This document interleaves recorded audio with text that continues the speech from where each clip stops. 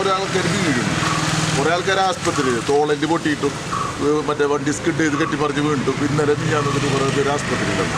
ചിലർ തോളല് പൊട്ടിക്കുന്നു, കാല് ലെല്ല് പൊട്ടിയിട്ടും ഒക്കെ വളരെ പ്രയാസങ്ങൾ അനുഭവിക്കും. ഇതിനൊന്നും ഇവരോടൊന്നും പറഞ്ഞിട്ട് യാതൊരു വില ഇവർ കാണുന്നില്ല. അതുപോലെ തന്നെ ഇവിടെ കോൺട്രാക്ടർ പണി നടത്തുന്നുണ്ട്. ഒരു ചെറിയൊരു വണ്ടി ഇട്ടിട്ട് 7 ദിവസമായിട്ട് 700 മീറ്റർ ആയിട്ടില്ല. അപ്പോൾ ഇത് ഇന്ന് തീരും, 2 കിലോമീറ്റർ എത്തുമ്പോൾ ആളുകൾ പിടിക്കില്ല. ഒരു മാസത്തിനുള്ളിൽ പണി തീർക്കും എന്ന് പറഞ്ഞിട്ട് ഇപ്പോൾ 2 മാസമായാലും തീരാത്തൊരവസ്ഥയിലേക്കാണ് കാര്യങ്ങൾ പോകുന്നത്. അത് ഉദ്യോഗസ്ഥന്മാർ പറഞ്ഞ ഒരു വിലയില്ല.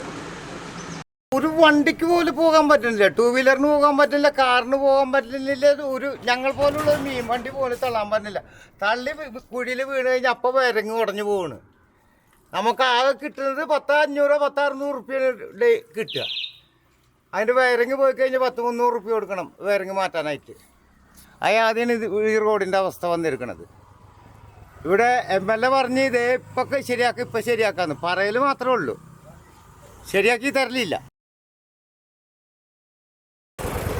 റോഡ് മാസ്ക് വെച്ച് നടക്കേണ്ട ഗതികേടാണ് ഇപ്പം. ഗ്രാമത്തിൽ നമ്മൾ താമസിക്കുമ്പോഴേ അതിൻ്റേതായിട്ടുള്ള കുറേ ഗുണങ്ങൾ നമുക്കുണ്ട്. ശുദ്ധവായു അതിൽ ഏറ്റവും പ്രധാനമാണ്. പക്ഷേ ഇപ്പോൾ കുറച്ച് കാലമായിട്ട് ആ ഒരു ശുദ്ധവായു നമുക്ക് നിഷേധിക്കപ്പെട്ടിരിക്കുകയാണ്. കൃത്യമായിട്ടുള്ള ഒരു അനാസ്ഥ മൂലമാണ് നമുക്ക് ഈ ശുദ്ധവായുവിൻ്റെ നമുക്കില്ലാത്തത്. കുട്ടികൾ അതിൻ്റെ ഒരു പ്രശ്നം എന്ന് വെച്ച് കഴിഞ്ഞാൽ നമ്മുടെ വീട്ടിൽ നമ്മൾ ജനൽ പോലും തുറന്നിട്ട് ഒരുപാട് കാലമായി. ജനൽ തുറക്കാൻ നമുക്ക് പേടിയാണ്, കാരണം അത്രയും പൊടി നമ്മളുടെ വീടിൻ്റെ ഉള്ളിലേക്ക് എടുക്കുന്നുള്ളൊരവസ്ഥ. എല്ലാ ദിവസവും നമുക്ക് ഈ ഒരു വെള്ളവും ഉപ്പും കൊണ്ട് നമ്മളിങ്ങനെ ഈ പൊടി തട്ടി നടക്കേണ്ട ഒരു അവസ്ഥയിലേക്കാണ് ഇപ്പോൾ കാര്യങ്ങൾ എത്തുന്നത്. ഒരു ദിവസം നമ്മളത് ചെയ്യാൻ വൈകിട്ടുണ്ടെങ്കിൽ അതിനേക്കാളും വലിയ ബുദ്ധിമുട്ടുകൾ നമുക്ക് വരുന്നു. ഞാനൊരു ടീച്ചറും കൂടിയിട്ടാണ്. നമ്മളെ വീട്ടിൽ തന്നെ ട്യൂഷൻ എടുക്കുന്ന ഒരു ജോലിയാണ് എൻ്റെ ഒരു ജോലി എന്ന് പറയുന്നത്. എൻ്റെ ഇവിടെ വരുന്ന കുട്ടികൾക്ക് പോലും ഒരു ബുദ്ധിമുട്ട്, വളരെയധികം ബുദ്ധിമുട്ടിലാക്കുന്ന ഒരവസ്ഥയിലൂടെയാണ് ഇപ്പോൾ കിടക്കുന്നത്.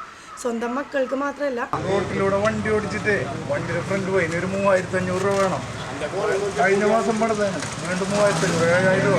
ഇതൊക്കെ ആര് തരും? ജനങ്ങളാരോട് പറയും? റോഡിൻ്റെ ശോചനീയാവസ്ഥ ബുദ്ധിമുട്ട് ജനങ്ങൾ അനുഭവിക്കുന്നുണ്ട്. അപ്പോൾ അതിന് ഒരുവിധം എല്ലായിടത്തും നമ്മൾ ഈ വിവരങ്ങൾ അറിയിച്ചു. ഉദ്യോഗസ്ഥന്മാരെയും MLA പോലെ MP അങ്ങനെ കളക്ടർ വരെയും ഈ കാര്യങ്ങളൊക്കെ എത്തി, മിനിസ്റ്റർ കയ്യിൽ വരെയും ഈ സംഭവം എത്തിയിട്ടുണ്ട്.